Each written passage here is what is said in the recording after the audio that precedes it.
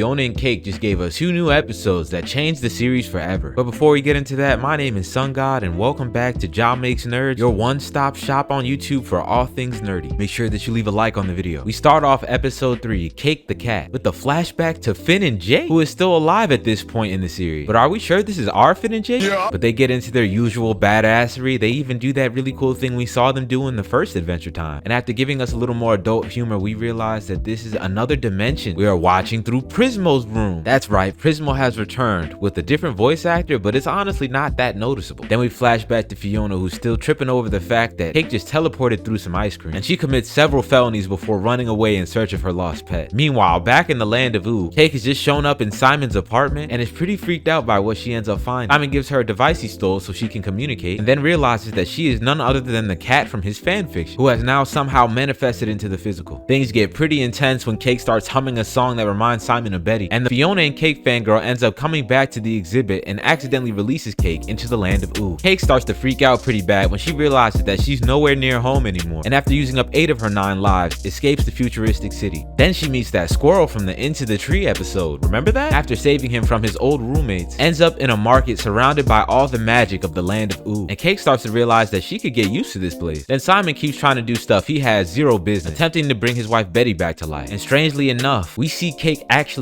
touch one of the hot dog people and turn them into a regular hot dog. What? Meaning that I was right in my last video when I hypothesized there would be some kind of strange effect that these two would have on the land of Ooh itself, and it seems they may be even potentially removing the magic from Ooh. Then Fiona chills in a park with Marshall Lee and Lumpy Space Prince to wallow in her depression and sip on a 40, as she continues to put signs up all over the city searching for Cake. Ice King tries to do his seance thing once more and ends up accidentally teleporting Fiona into the land of Ooh just like Cake did, manifesting her from his subconscious mind.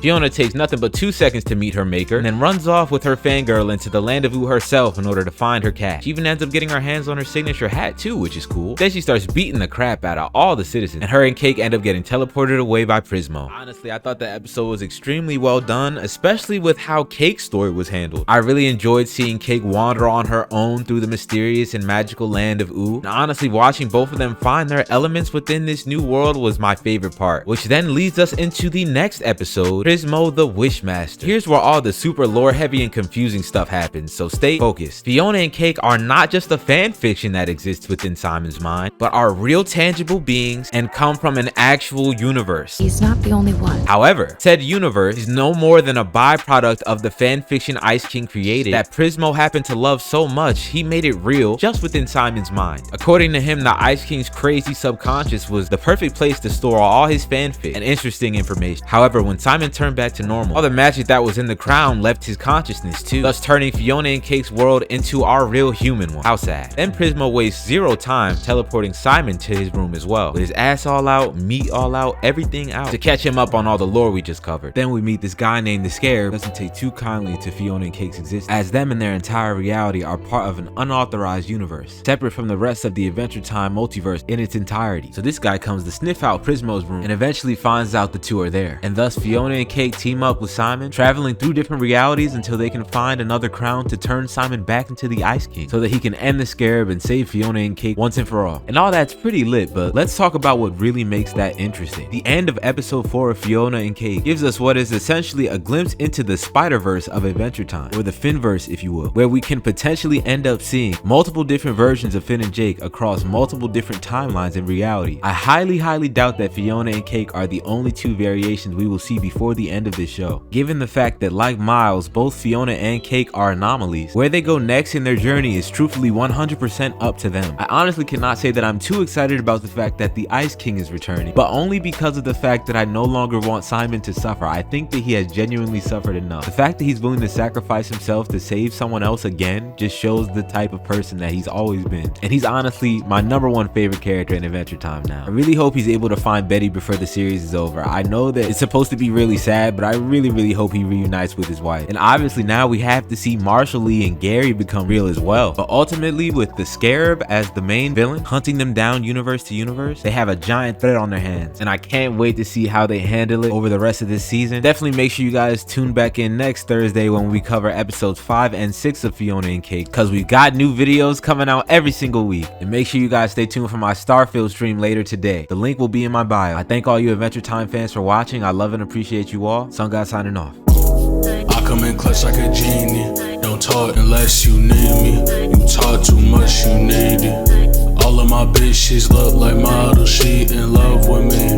When we link, it's flashing lights and cameras, got a blammer.